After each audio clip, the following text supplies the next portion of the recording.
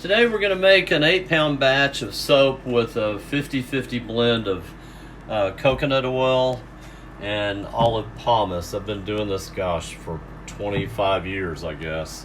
The lye mixture is, I've added Tussa Silk to it, just a little pinch, a little palmful to my lye mixture. When it heats up, I'll take this and like the night before and take a little pinch out and put it in a little bit of boiling water and just let it sit and cool overnight, and then put all of that liquid into the eventual volume of water that I use for the lye. And as I stir it, that's one thing you need to see on this probably, but what you do is you put your water in first, then you add your granulated lye and stir, and it gets really hot. It gets over 200 degrees for a while, and you just keep stirring it until it gets somewhat clear. And then, as I've done, this is actually 2 days old, so it'll be just fine for making soap today. I cover it to keep the fumes from going out through the house and then other items from going in. But we're going to piecemeal this a little bit, and we're going to actually fragrance today. So we're going to use this brand of fragrance right there. I guess you can see it right there. There you go. And we'll get back with you here in a second when we get started. Okay, I've zeroed out my scale. I'm about to add coconut oil, 1,814 grams for this 8-pound batch. And of course that's only 50%, so I'll do that same quantity in olive oil. So this, I need to just kind of put a little heat on it to get it melted before we start. Not very much, but just a little bit. It only melts at 76 degrees, so it doesn't really take long. So I used to use my hands to do this, but this is a lot cleaner. All right, we'll get back with you when we get this melted and add the olive oil.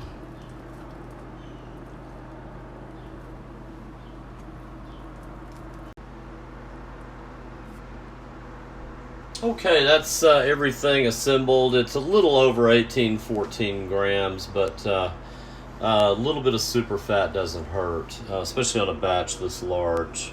So we're at 1,823. That's not really going to matter much. And I'll be back. I'm going to actually pour olive oil in this to help with the melting process here in a minute, so we'll show you a shot of that too.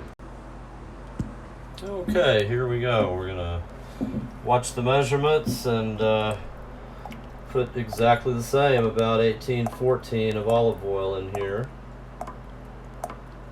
This scale likes to go off. I may run out of this particular gallon and have to get another one, but that'll happen to you too. So if that happens, just have somebody standing by that can kind of keep adding a little bit of weight to the scale to keep it from turning off, because that could really cause a problem with measurements like this. So we're up to 11, 12 almost.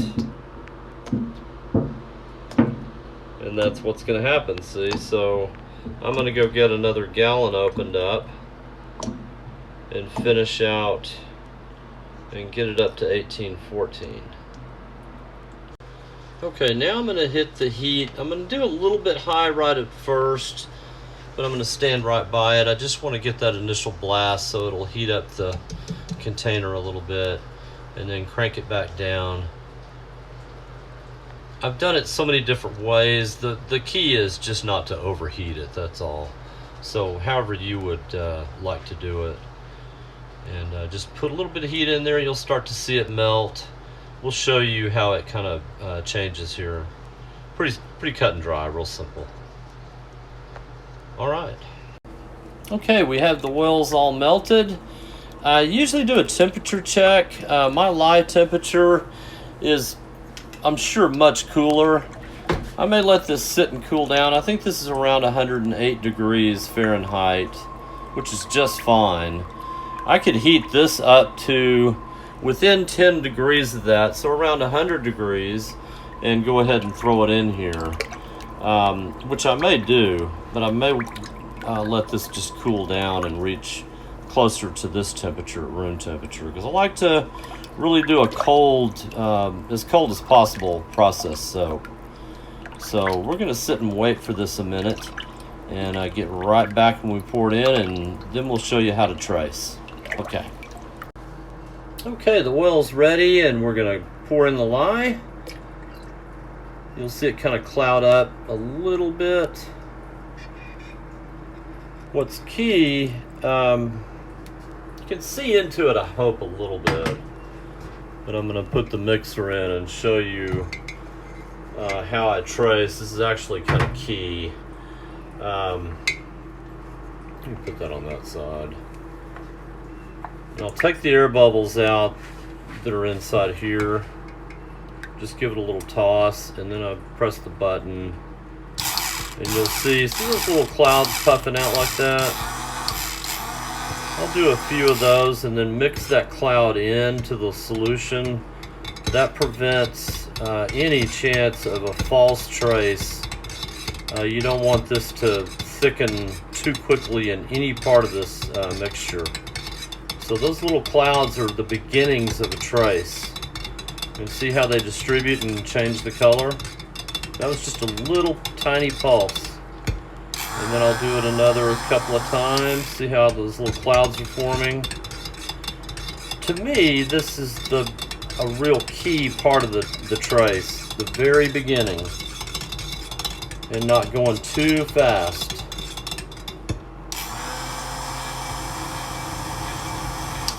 Start to see a little cloud, mix it in. I bought this little hand mixer, gosh, years ago, and I've made hundreds of pounds of soap with it. It lasts forever. It's cracked. It's, you know, it's seen its better days.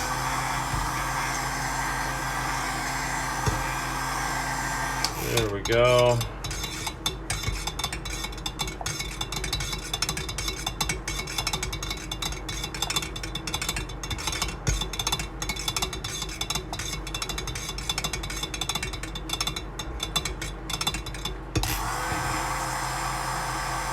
And as you come along, you start to kind of speed up.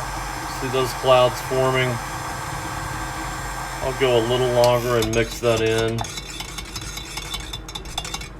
And at some point, I'm just going to run this steady.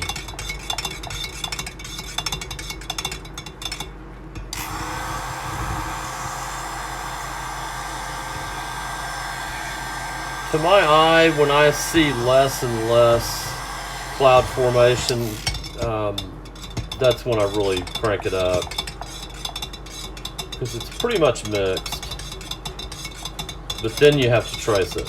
So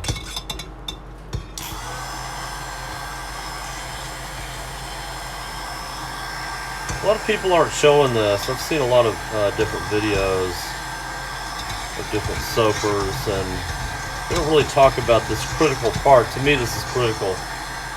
I can make this batch and actually bathe with it 2 days after I pop it out of the mold and cut it. And I'm not hearing too many people say they can do that. So that means the curing process is happening during trace, which most of it is. When you make soap, it'll be a little bit hot when you pour it in the mold. It's not going to hurt you, but you'll definitely feel a little bit of a tingling or burning sensation on your skin if you were to get some of this on you right now. In 2 days, you're bathing with it. So, yeah, I'm just going to keep cranking it. And the boring part, it's going to take about 15 minutes. We'll flip back in and show you what it becomes in about 15 minutes. Okay, we're getting close to a place where I wanted you to see the little trace marks. That's why they call it trace. See how it's leaving a little path? It's thickening like cake batter. About midway into this, I forgot to mention, I always, for my soap, for me, I've always included castor oil. That's the brand I picked up. You can buy any kind that's hexane free. I always typically look for that. Any brand will work. But about 3 ounces. It contributes to a little bit of super fatting.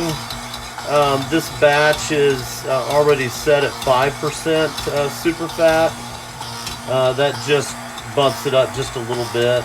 Castor oil is a really nice ingredient.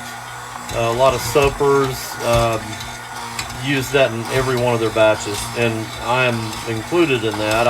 It helps it lather a little bit, and it gives it just a different feel when you're bathing. It's just a great product. So all of my batches get a little bit of castor oil, and I put 3 ounces in this. Now I'm going to come along here for a while and let this thicken up quite a bit. There's still a little bit of oil that needs to still saponify, so I make sure that it's really mixed really well. These particular oils, you don't have to worry about over tracing, where a bar becomes too hard and begins to crack and things like that after you pop it out of the molds. This is really kind of a no-brainer recipe. But it is definitely my favorite. It lathers like crazy and cleans really well, and it doesn't dry out your skin. So we'll be back with you here in just a second and show you the final trace, and then we'll pop all this stuff into the molds. And actually we're going to scent this, so don't let me forget that. And we've got, what is it? I did 3% fragrance, so in this that would be 68 grams of fragrance. So we'll post the recipe down so you can see all the details. I need to do another video actually to show you how to do live. If you're really thinking about getting into doing this yourself, let me know, and we'll go into great detail about all the steps and all the equipment you need to buy and that kind of thing. All right, well, thank you, and I'll see you in about 5 minutes. Okay, see there, those little trace marks? That's been sitting there for about 60 seconds. It hasn't moved. I'm looking for little pools of oil that'll fall into those crevices. That tells me I need to trace a little longer. But this is when I put the fragrance in. So here's our fragrance. Always do it at the end. And then just mix it in. Once we're done with all that, we're going to pour it in molds. We'll show you, it's kind of good to see how this reacts with fragrance once we put that in. You'll get all different combinations. Sometimes it'll go granular. You see how it's kind of trying to separate a little bit? Don't freak out, because just mix it all in and it'll be just fine. Okay, we'll come back here in a few minutes and show you what it looks like at the end. Completely mixed up, and then we'll pour it in molds and show you that. And tomorrow we'll show you some bars that have been cut. They got to sit in there overnight and harden up, and we pop them out and give them a cut. Alright, see you in a few minutes. Okay, we're at the end. We're about to pour everything into the molds. I just wanted to show you what the final trace looks like and move it around a little bit and let you see it. Now the fragrance is totally mixed in. That took a couple of minutes. So now that's incorporated completely. You really want to make sure that's done that way, but here you go. It's it'll look like that. And we'll be back with you here and show you, I guess we're going to show you one pour into the molds, how we do it. But there's a lot more details that I can cover later, so we'll see you in about 5. Okay. Here's our little setup that we've got here. We've been using this for years, just PVC pipe and Gorilla Tape and parchment paper on the inside. You roll it against the curl that it has once you pull it out, and then, gosh, I bought that I think at Walmart. That's designed for automotive oil changing and stuff like that. Pretty big. So we'll show you how we pour this in. All right, we're gonna pour this right here. I think I can get her to move the camera to where you can see it kind of going in. Kind of have to be careful. This is light. Just go a little bit at a time and it'll fill it up. And you'll see it kind of come up to the top. And then I just balance it with my leg. And I'll just set it down.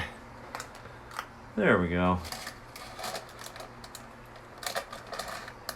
Let me pause for a minute because you're going to need this part too. Okay, we're done here. The one crucial thing, there are air bubbles in here you need to knock out. So I'll give it a little tap and then I give it a twist because air bubbles will stick to the side and the twist really helps with that. You don't have to do it a lot. Clean up. If you have the time, go ahead and let this cure as well. Overnight, you'll be able to clean this very easily. It's very difficult to clean at this stage. So put it somewhere and let it harden. Then it'll be just like soap and very, very easy to clean after that. So knock all the air bubbles out. Give it a little twist. You'll have some really nice bars tomorrow. We'll show you. All right, we'll see you tomorrow. Okay, it's the next day and the bars are pretty much cured. We're gonna unwrap it. Just wanted to show you what it looks like when you pull it out of the little, and we've got a nice tube on the end. I typically cut those off. You can't see them, let's see. There we go. Those are kind of ugly and those go to the scrap bin for us to use. Still a little bit moist. And I pre-measure these bars. And they should look just like that. Here, I'll set it there so you can see it. There you go. They're a little bit moist. So it's good to cut these and let them dry out after they've cut. So we'll cut all this up and they'll be ready to bathe with very soon. So that's just about it. So please like and subscribe to this new channel. It's Eye on the Essential. And I'll be covering a lot of things on this channel, but I thought soap making would be really a neat thing to share with you guys. This is how to make it and how to make a really nice bar. Thank you.